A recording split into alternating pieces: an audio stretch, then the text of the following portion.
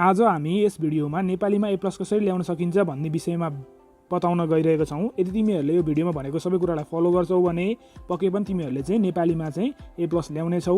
अब चाहिँ भिडियो ढिला नगरिकन सुरु गरौँ। सबभन्दा अगाडि 1 नम्बरमा चाहिँ हाम्रो नेपालीको एक्जाम दिँदाखेरि हामीले सबभन्दा अगाडि के गर्नुपर्ने हुन्छ, सबभन्दा अगाडि क्वेसनमा चाहिँ हामीलाई व्याकरण दिएको हुन्छ, व्याकरण खण्ड हुन्छ। त्यसमा चाहिँ हामीले के गर्नुपर्ने हुन्छ भने यदि नेपालीमा चाहिँ हामीलाई के गर्नु छ, ए प्लस ल्याउनु छ भनेदेखि सबै व्याकरण चाहिँ मिलाउनु पर्ने हुन्छ। व्याकरणमा हामीलाई त्यस्तै 25-30 नम्बरको क्वेसन सोध्छ।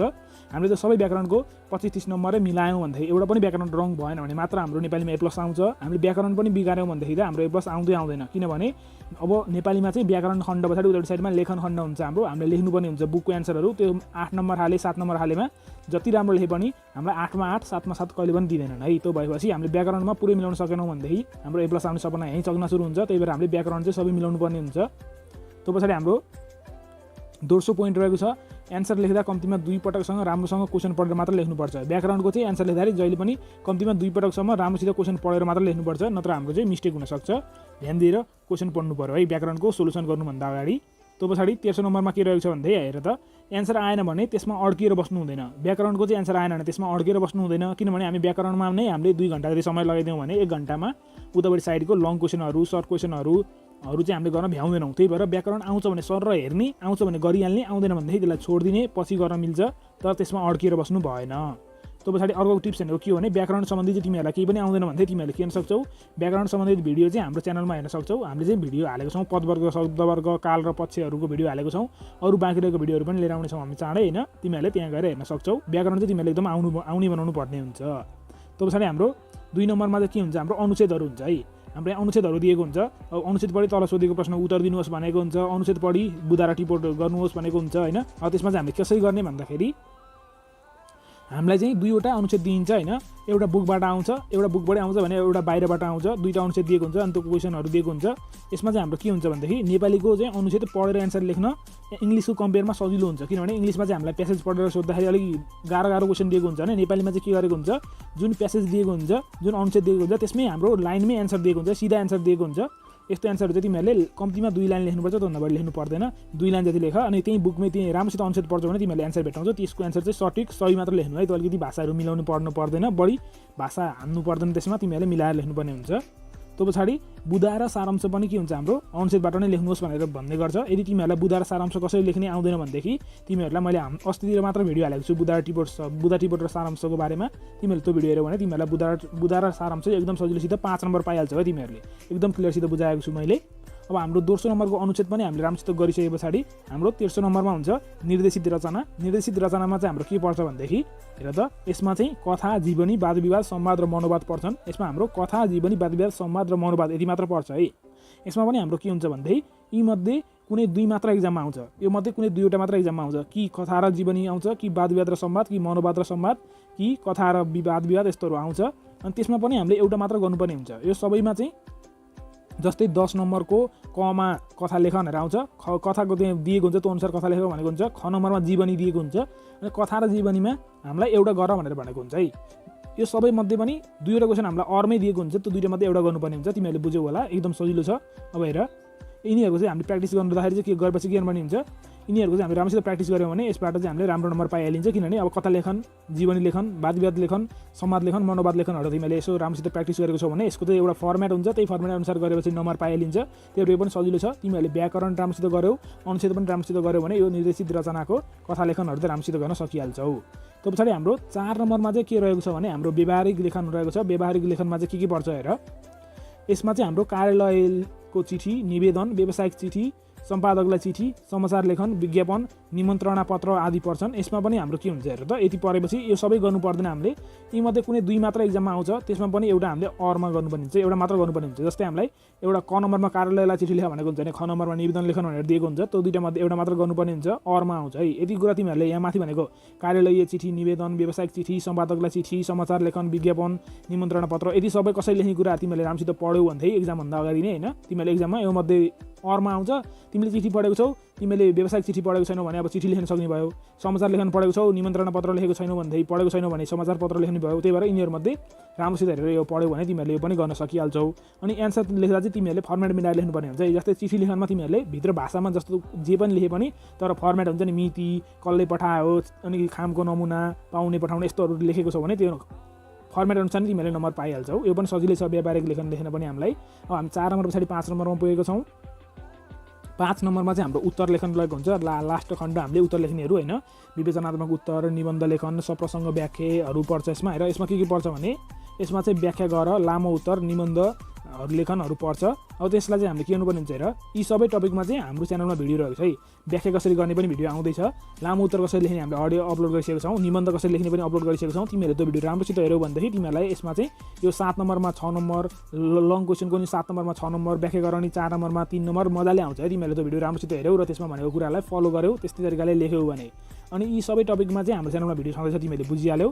त्यो पछाडि तिमीहरूले के गर्नुपर्ने हुन्छ भने 1 घण्टा 30 मिनटमा चाहिँ उत्तर लेखन भागमा आइसक्नुपर्छ। जस्तै हाम्रो व्याकरण खण्ड अनि अनुच्छेद खण्डहरू लेखेर अनि तिमीहरूले चाहिँ 1 घण्टा 30 मिनट 2 घण्टा जति टाइममा चाहिँ कहाँ आइपिनु पऱ्यो, यो उत्तर लेखनमा आइसक्नुपर्छ। किनभनेदेखि हामीले उत्तर लेखनमा चाहिँ धेरै लामो लेख्नुपर्ने हुन्छ, व्याख्या गर्न अलि धेरै लेख्नुपर्ने हुन्छ, लामो उत्तर अलि धेरै लेख्नुपर्ने हुन्छ, निबन्ध लेखन धेरै लेख्नुपर्ने हुन्छ। त्यही भएर तिमी 2 घण्टा 2.5 घण्टासम्म यहाँ आइपुगेको छैनौ भने तिमीले गर्नलाई धेरै गाह्रो हुन्छ, तिमीले धेरै लेख्नै सक्दैनौ, त्यो भएपछि नम्बर कम आउँछ। त्यही भएर तिमीले कम्तीमा पनि 1 घण्टा 30 मिनटभित्रमा चाहिँ यसमा आइपुग्नु पऱ्यो है एक्जाममा लेख्दै जाँदाखेरि।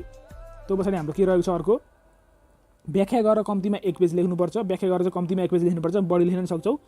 अनि लामो उत्तर पनि कम्तीमा 3 पेज लेख्नुपर्छ, किनभने 7 नम्बर क्वेसनलाई तिमीहरूले 3 पेज 2 पेज त लेख्नै पऱ्यो, कम्तीमा 3 पेज पनि लेख्न सक्छौ। र हाम्रो निबन्ध लेखन पनि तिमीहरूले 3 पेज लेख्नुपर्ने हुन्छ है। अनि मात्र तिमीहरूले 7 मा 6 त्यस्तो पाउँछौ। तिमीहरूले 1 पेज लेखेको छौ भने तिमीहरूले पाउँदैनौ। 1 पेज भनेको त हामीले 6 3 4 5 6 कसैतिर लेख्ने हो है। अब 9 10 11 12 मा त तिमीहरूले 3 पेज त लेख्नै पर्ने हुन्छ कम्तीमा पनि।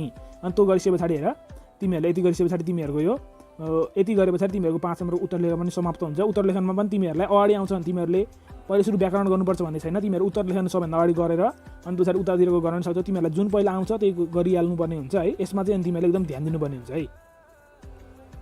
अब 6 नम्बरमा रहेको छ हाम्रो इम्पोर्टेन्ट टिप्सहरू म दिन गइरहेको छु तिमीहरूलाई होइन एक्जामको लागि। 6 नम्बरको इम्पोर्टेन्ट टिप्समा चाहिँ के रहेको छ भने पहिलो एन्सर लेख्दा चाहिँ केरमेट नगर्ने। एन्सर लेख्दा तिमीहरूले केरमेट गर्न भएन, केही कुरा आएन भने यति आएन भने यस्तो मजाले केर्न हुँदैन।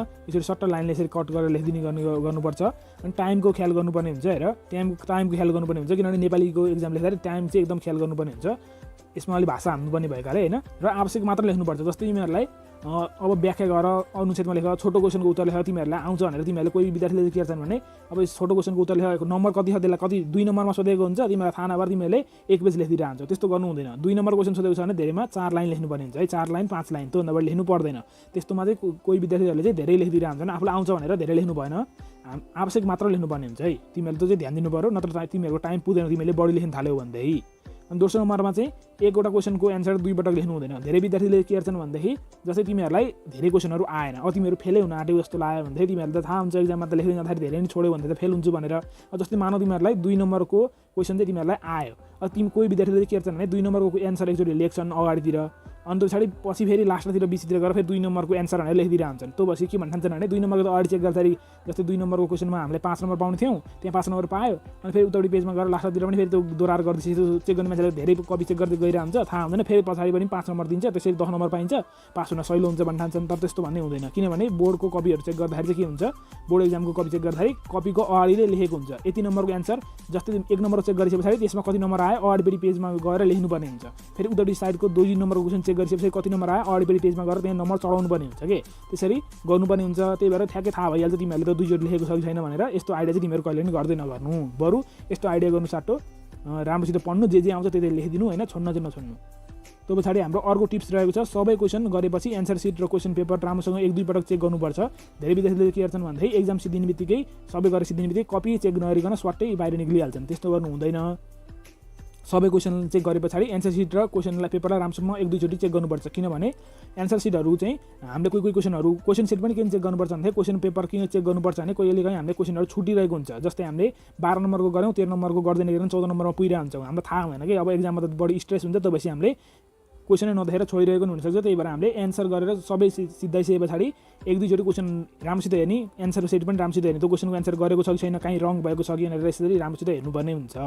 त्यो पछाडि हाम्रो अर्को टिप्स के रहेको छ भने नेपाली जस्तो भाषा सब्जेक्टको चाहिँ एक्जाम दिँदा आफ्नो 1 मिनेट पनि टाइम वेस्ट गर्नु हुँदैन।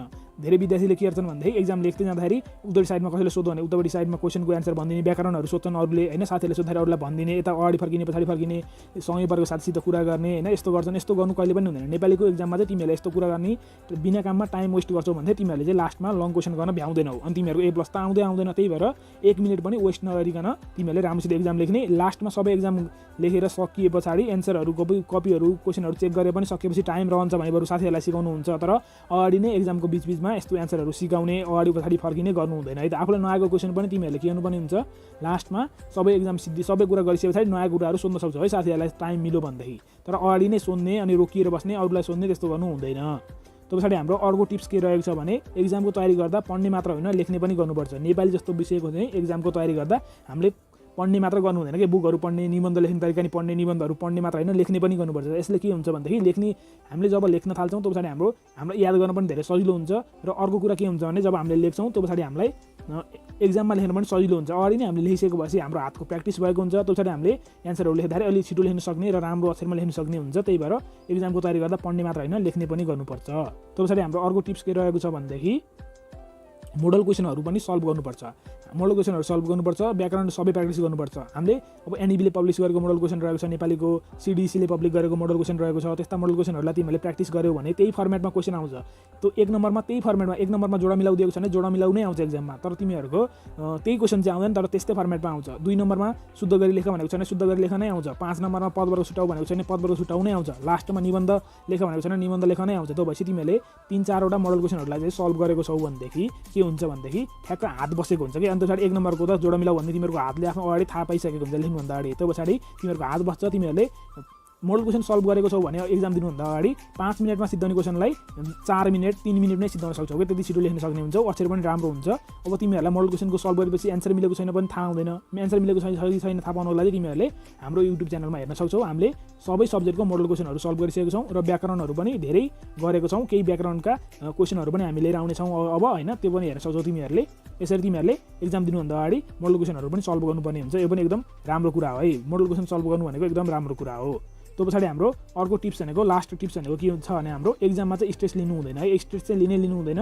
हामी एक्जाम जस्तो भयो भने हामी राम्रै गरेर आउँछौँ भनेर जानुपर्छ। 1-2वटा क्वेसन अगाडि हेर्दाखेरि आएन भने पनि डराएर अब आतिनु हुँदैन। अरू क्वेसनहरू हेर्नुपर्छ, जुन आउँछ त्यो सबैभन्दा अगाडि गरिहाल्नुपर्छ। अनि नयाँ क्वेसनहरूको त केही न केही आइडिया निकालेर गर्नै पर्छ है त। केही न केही आइडिया निकालेर गर्छु नै भन्ने विश्वास गरेर आउने क्वेसनहरूलाई चाहिँ सजिलोसित गरिहाल्नुपर्छ। धेरै स्ट्रेस लिनु हुँदैन। अनि निन्द्रा पुरा लिनुपर्छ। अब एक्जाम आउनुभन्दा अगाडितिर चाहिँ कहिले पनि किताबै नपल्टाउने। अनि एक्जामको अघिल्लो दिन राति चाहिँ अब 6 बजेबाट एक्जाम छ, तिमीहरू चाहिँ रातभरि 2 बजे 3 बजेसम्म पढ्ने अनि 2 घन्टा सुत्ने। अनि त्यसरी गएर एक्जाम दिने गऱ्यो भनेदेखि एक्जाम दिन लागेको ठाउँमा दिँदै कोही क्वेसनहरू आएन भनेदेखि दिमाग तातिरहेको हुन्छ। अनि त्यो बेला निदाउन सक्छ मान्छे है। त्यही भएर टाउको दुख्ने यस्तो समस्याहरू आउँछ। त्यही भएर तिमीहरूले निन्द्रा चाहिँ पुरा लिनुपर्ने हुन्छ।